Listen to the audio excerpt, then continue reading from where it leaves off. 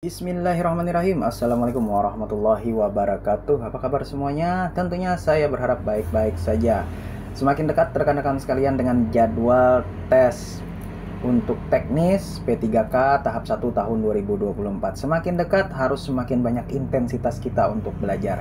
Kali ini, di video kali ini kita kembali latihan bersama soal P3K tahun 2024 manajerial seluruh jurusan part 10 ya rekan-rekan sekalian. Tanpa menunggu berlama-lama, mari kita mulai videonya. Oke. Kemarin kita ada PR ya di part 9, ini teknis kemarin ya. Kita baca dulu soalnya rekan-rekan sekalian. Dalam pelaksanaan pelayanan publik, penata layanan operasional menemukan bahwa keluhan masyarakat seringkali terkait kurangnya informasi yang jelas mengenai prosedur layanan. Apa langkah yang paling efektif untuk mengatasi masalah ini? A. Membuat poster prosedur layanan yang dipasang di area layanan. B. Menyusun panduan layanan dalam bentuk booklet untuk masyarakat. C. Mengadakan bagi pelatihan staf layanan tentang komunikasi publik. D. Menjelaskan sistem informasi layanan berbasis teknologi. E. Meningkatkan jumlah staf layanan untuk menjawab pertanyaan masyarakat. Di sini kita lihat dulu, seperti biasa kita cari dulu fakta ya. Faktanya ini kita berada dalam sistem pelaksanaan pelayanan publik. Nah, kemudian masalahnya, penata layanan operasional menemukan bahwa keluhan masyarakat seringkali terkait kurangnya informasi yang jelas mengenai prosedur layanan. Apa langkah yang paling efektif untuk mengatasi masalah ini? Jadi yang paling efektif apa rekan-rekan sekalian? Membuat poster masih kurang tepat ya, karena di sini saya melihat bahwa kalaunya informasi itu kalau dibuatkan poster saja ya mungkin literaturnya agak sedikit kurang untuk masyarakat ya. Nah, sama ini yang kedua, ini lebih kepada bentuk booklet ya, tapi tetap saja ini ada proses literasinya. Kemudian mengadakan bagi pelatihan staf layanan tentang komunikasi publik, ini juga saya rasa kurang tepat. Ini langkah akhir atau langkah lanjutan ini seharusnya. Yang D. Menjelaskan sistem informasi layanan berbasis teknologi, boleh ya. Atau D. Meningkatkan jumlah staf layanan untuk menjawab pertanyaan masyarakat, ini juga kurang tepat menurut saya. Jadi kalau di sini masyarakat mengeluh ya, mengeluh terkait kurangnya informasi yang jelas, maka karena di sini kata kuncinya kurangnya informasi yang jelas, maka kita harus memperjelas dengan apa? Dengan cara menjelaskan. Nah, itu rekan-rekan sekalian. Ya, sistem layanan berbasis teknologi seperti aplikasi atau portal online dapat memberikan informasi yang mudah diakses oleh masyarakat, sehingga masalah informasi yang kurang dapat diatasi secara efektif dan efisien ya. Jadi dengan cara menjelaskan, dia akan secara efektif dan efisien untuk menangani masalah kurangnya informasi yang jelas tadi. Karena di sini ada kata kunci kurangnya informasi yang jelas, maka ya udah dijelaskan gitu. Aman ya. Itu untuk teknis kemarin.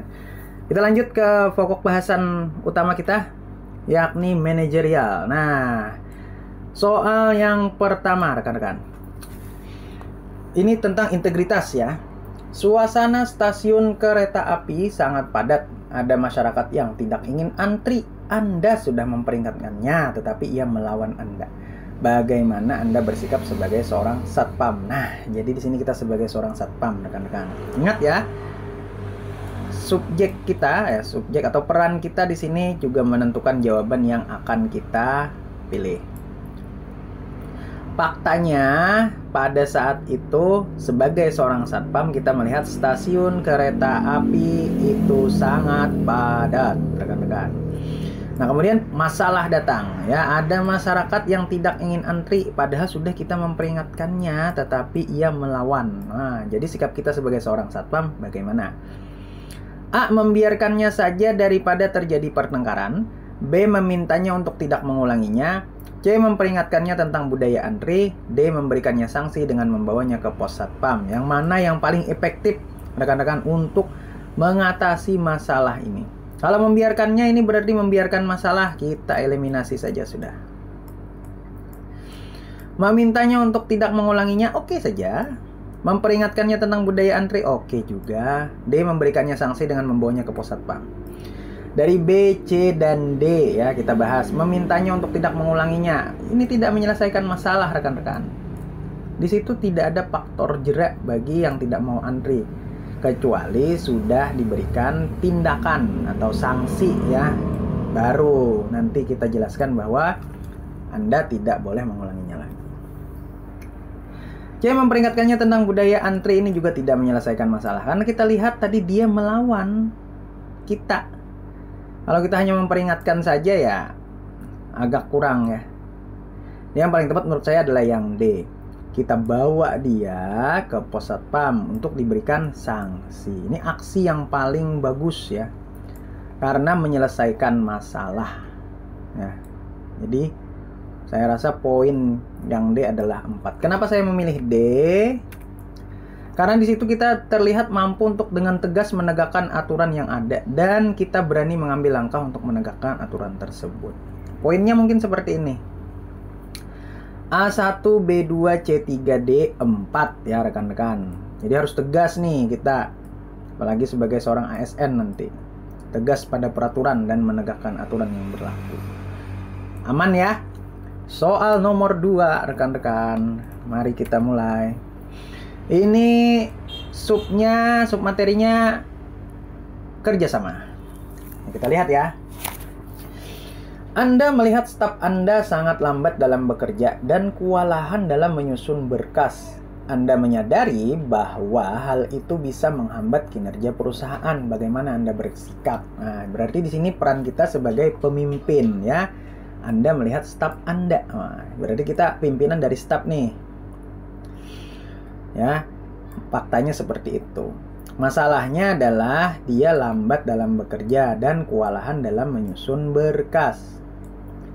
Sehingga hal tersebut akan menimbulkan masalah lagi. Hal itu akan menghambat kinerja perusahaan. Apa yang harus kita lakukan? A. Memintanya untuk lebih cepat dalam bekerja. B. Memberikannya tips dan trik pengarsipan yang simpel. C. Memindahkannya ke bagian lain yang lebih mudah. D. Memberikan umpan balik agar lebih teliti lagi dalam bekerja. Jadi yang A ini saya rasa kurang tepat ya. Memintanya untuk lebih cepat dalam bekerja. Bagus saja tapi kita tidak memberikan solusi di sini. Yang B, memberikannya tips dan trik pengarsipan yang simpel. Oke. Ya, oke nih. Yang C, memindahkannya ke bagian lain yang lebih mudah. Bisa saja. D. Memberikan umpan balik agar lebih teliti lagi dalam bekerja. Oke, ini bisa kurang tepat ya menurut saya. Bisa di pause dulu rekan-rekan kalau mau menjawab, silahkan. Nah, jawaban yang tepat menurut saya adalah yang B ya. Nah, kenapa saya memilih yang B? Kalau yang C memindahkannya ke bagian lain yang lebih mudah, artinya kita tidak percaya dengan staf kita. Kita sebagai pemimpin harusnya mampu untuk mengajari bawahan cara bekerja yang lebih efektif. Jadi kalau kita memindahkan artinya kita menyerahkan dia ke tugas kita kepada orang lain. Jadi yang paling tepat adalah yang B rekan-rekan sekalian. Sebagai seorang pemimpin tadi kan saya sudah mengatakan peran kita menentukan jawaban kita. Di sini kita sebagai pemimpin artinya kita harus bisa mengajari bawahan kita cara kerja yang lebih efektif rekan-rekan. Aman ya? Lanjut. Soal nomor 3 rekan-rekan. Kita baca ya, agak lumayan panjang nih. Anda baru saja tergabung dalam klub sepak bola yang cukup terkenal karena pemain hebat di dalamnya. Anda salah satu pemain hebat yang dibeli oleh klub sepak bola tersebut. Saat latihan ada strategi pamungkas Anda yang sangat efektif Anda gunakan di klub sebelumnya dan berhasil beberapa kali membawa kemenangan. Tetapi ternyata strategi tersebut tidak diajarkan dalam klub Anda yang sekarang. Apa yang Anda lakukan? Nah, jadi peran kita di sini artinya kita pemain ya. Faktanya kita sudah pindah klub nih. Ya, kita pindah klub. Lalu kita punya strategi jitu agar meraih kemenangan. Apa yang harus kita lakukan? A. Patuh pada peraturan dan arahan pelatih klub karena Anda percaya padanya. B. Anda tidak ingin menjatuhkan klub nama Anda karena biar bagaimanapun Anda menghargainya. C. Mengusulkan kepada pelatih tentang strategi pamungkas yang Anda miliki, siapa tahu bisa membantu efektivitas permainan. D. Menunggu arahan dari pelatihan untuk membuka ruang diskusi bersama dengan pemain lainnya. Yang A ini tidak ada tindakan ya, cuman patuh aja. Belum ada inovasi ini kayaknya. Ini saya rasa kurang tepat ya. Yang B juga kurang tepat menurut saya, sama tidak ada tindakan ya. Yang C ada tindakan nih, mengusulkan kepada pelatih. Yang D saya rasa juga kurang tepat rekan-rekan, karena menunggu. Kita ASN itu jangan tunggu-tunggu ya rekan-rekan sekalian. Kalau kita punya inovasi, lakukan. Kalau kita punya kreasi, laksanakan. Kalau kita punya ide, gagasan, itu kemukakan. Jadi menurut saya jawaban yang paling tepat adalah yang C. Kenapa demikian? Nah, bisa kita lihat ya kenapa saya memilih C. Karena di situ kita terlihat mampu untuk berbagi informasi dalam hal ini, strategi yang pernah Anda gunakan dan membawa kemenangan agar mungkin bisa diterapkan dalam klub sehingga klub ini juga bisa mencapai kemenangan. Artinya di instansi yang lama misalkan Anda berprestasi dan lain sebagainya, kemudian terpindah ya penempatan ASN di instansi lain, kita jangan pasif ya. Jadi sama saja seperti kita berada di instansi kita sebelumnya. Oke ya. Lanjut. Rekan-rekan sekalian, aman ya ini ya, nomor 3 ya. Nah, poinnya mungkin seperti ini rekan-rekan. A2, B1, C4, D3 ya. Soal nomor 4 rekan-rekan. Dalam kelompok kerja ada anggota tim Anda yang tidak begitu memahami alur kerja dan terkesan lambat, sedangkan tugas ini harus selesai dan harus segera selesai dalam 2 hari. Belum lagi proses penyelesaian tugas ini sangat rumit sehingga butuh kekompakan. Apa yang Anda lakukan? Nah, peran kita sebagai apa di sini? Yakni dalam kelompok kerja Anda anggota tim. Nah, berarti ini kayaknya kita pimpinan ya. Faktanya seperti itu. Masalahnya, nah, di dalam tim itu ada anggota kelompok yang tidak begitu memahami alur kerja dan terkesan lambat. Masalah yang kedua, tugas ini harus selesai dalam 2 hari. Dan masalah ketiga, belum lagi proses penyelesaian tugas ini sangat rumit dan butuh kekompakan. Apa yang harus kita lakukan? A. Menanyakan kendala yang dihadapi. B. Mengerjakannya sendiri agar lebih cepat selesai. C. Meminta teman Anda untuk menunjukkan komitmennya. D. Mengerjakan bagiannya agar tugas tim terselesaikan. Ini kita telaah dulu ya. Yang pertama, menanyakan kendala yang dihadapi. Boleh ya. B. Mengerjakannya sendiri agar lebih cepat selesai. Ini sudah tidak menggambarkan kerjasama ini rekan-rekan. C. Meminta teman Anda menunjukkan komitmennya. Kalau di sini kita minta dia berkomitmen, ini tidak menyelesaikan masalah sepertinya rekan-rekan sekalian. Kita tahu dia tidak terlalu memahami, seharusnya kita bantu, bukan meminta ya. Bukan meminta dia menunjukkan komitmen, tapi kita bantu bagaimana dia bisa berkomitmen seperti itu. Yang D juga tidak menggambarkan kerjasama rekan-rekan, mengerjakan bagiannya agar tugas tim terselesaikan. D yang paling tepat menurut saya adalah yang A ya. Jadi kita tanyakan kendala apa yang dihadapi. Nah setelah itu bisa kita lakukan tindak lanjut setelahnya. Kenapa saya memilih A rekan-rekan?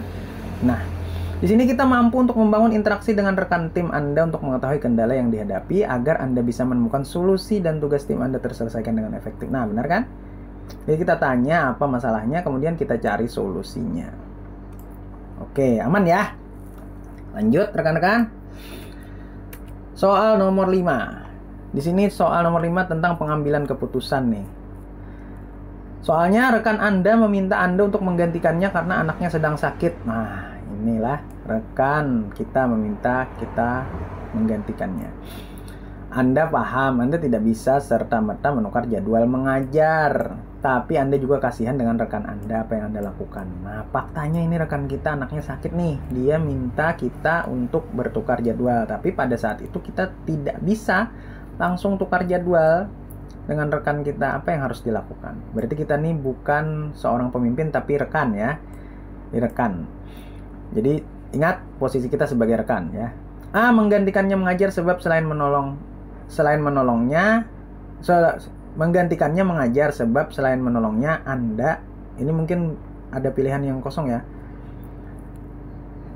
menggantikannya mengajar, sebab selain menolongnya Anda, ini eliminasi aja dah, karena dari kata-katanya juga tidak bisa ya menggantikan mengajar, karena tadi kita tahu bahwa tidak bisa serta-merta menukar jadwal ya rekan-rekan sekalian. B. Meminta izin kepada atasan terlebih dahulu sebelum menggantikannya. Oke ya. C. Menolak. Nah ini udah menolak dengan sopan dan menyarankannya agar mencari pengganti lain. Rekan-rekan, mohon maaf ya belibet nih. D. Menginformasikan kepada atasan mengenai kondisi rekan Anda dan meminta sarannya. Oke nih, 2 ini yang oke ya. Kalau yang B, meminta izin kepada atasan terlebih dahulu sebelum menggantikannya, ini berarti bukan jalan keluar yang tepat ya, karena kita belum tahu nih, apakah jadwal kita tumpang tindih atau tidak nih rekan-rekan sekalian. Kemudian sepertinya memang hanya meminta izin ya, artinya kita siap saja menggantikan. Padahal di sini kita tahu bahwa kita tidak bisa serta-merta menukar jadwal mengajar. Jadi ini kita tidak melihat kondisi kita ya, kita bersedia menggantikan tapi minta izin dulu. Tapi kita lihat dulu. Di sini kan kita mengajar nih. Apakah jadwal kita terdouble ya dengan jadwal rekan kita? Maka kalau kita langsung meminta izin kepada atasan dan kita menggantikannya, takutnya nanti siswa-siswi kita tidak terperhatikan ya. Yang seharusnya kita masuk, kita gantikan jadi tidak masuk ya. Jadi saya anggap ini 3 lah poinnya rekan-rekan. Saya rasa jawaban yang paling tepat itu adalah yang D ya. Kita informasikan kepada atasan kondisi rekan kerja kita, kemudian kita minta saran beliau. Nah siapa tahu nih beliau punya saran bahwa ada guru pengganti yang lebih free waktu itu jadwalnya atau lebih kompeten. Nah, di sini bisa menyelesaikan masalah nih yang D ya. Kalau yang A tadi, mohon maaf, ini mungkin jawabannya agak kurang ya. Tapi langsung menggantikannya tanpa informasi dengan atasan kita juga kurang tepat ya. Karena di sini tadi posisi kita sebagai guru ya, sebagai guru nih. Kalau menolak juga tidak mungkin ya. Karena tentunya kita dengan rekan kerja kita juga harus harmonis rekan-rekan. Yang B dan D yang paling mendekati, yang B mendekati ya, yang D yang paling tepat menurut saya. Nah, kenapa demikian? Di situ kita terlihat mampu untuk bertindak sesuai prosedur yang berlaku dan bertindak sesuai dengan kewenangan kita. Sekalipun niat kita baik, tetapi tidak boleh melanggar aturan. Jadi poinnya mungkin seperti ini. A1, B3, C2, D4 rekan-rekan sekalian. Nah, oke, ini soal terakhir. Saya jadikan PR aja ya, karena ini sudah hampir 20 menit kita belajar. Anda sedang mengurus berkas pendaftaran CASN. Pendaftarannya dilakukan via online dan offline dengan membawa berkas tersebut secara langsung ke instansi yang bersangkutan. Saat Anda tiba di instansi tersebut, ternyata ada berkas Anda yang salah ketik, yaitu pada bagian masa kerja. Hal itu membuat Anda harus mengetik, mencetak, dan meminta tanda tangan atasan Anda lagi. Teman-teman Anda hanya mengeditnya menggunakan aplikasi dan menempelkan saja foto tanda tangan atasan serta stempelnya sehingga tidak perlu menghadap atasan lagi. Apa yang dilakukan? A. Meminta bantuan teman-teman untuk mengeditkan juga berkas Anda. B. Tetap kembali menghadap atasan Anda untuk meminta tanda tangan ulang berkas yang sudah Anda revisi. C. Menyetorkan saja berkas Anda apa adanya dan berharap bisa diterima. D. Mengedit berkas Anda sendiri termasuk tanda tangan dan stempel kemudian menunjukkan ke atasan Anda. Nah, itu PR ya rekan-rekan sekalian. Semoga bermanfaat. Nah demikian rekan-rekan untuk video kita hari ini. Besar harapan saya rekan-rekan bisa lulus untuk ASN P3K tahun 2024 di tahap 1 ini.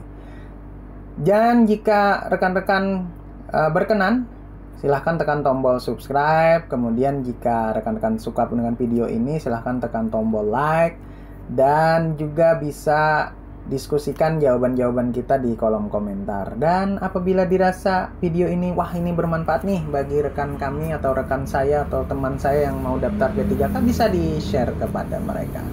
Oke, terima kasih sudah mengklik video ini. Jangan lupa terus pantau ya, karena insya Allah setiap hari saya update untuk video-video latihan soal P3K, karena semakin dekat ini waktunya. Semoga lulus. Jangan lupa berdoa, kemudian intensitas belajarnya ditingkatkan rekan-rekan sekalian. Konsentrasi penuh, jaga kesehatan, semoga bisa menjawab dengan lancar, dan akhir tahun 2024 ada kabar gembira bagi rekan-rekan yang lulus, dan 2025 sudah ada NIP di bawah nama rekan-rekan sekalian. Oke, salah hilap mohon maaf. Wabillahi taufik wal hidayah. Assalamualaikum warahmatullahi wabarakatuh.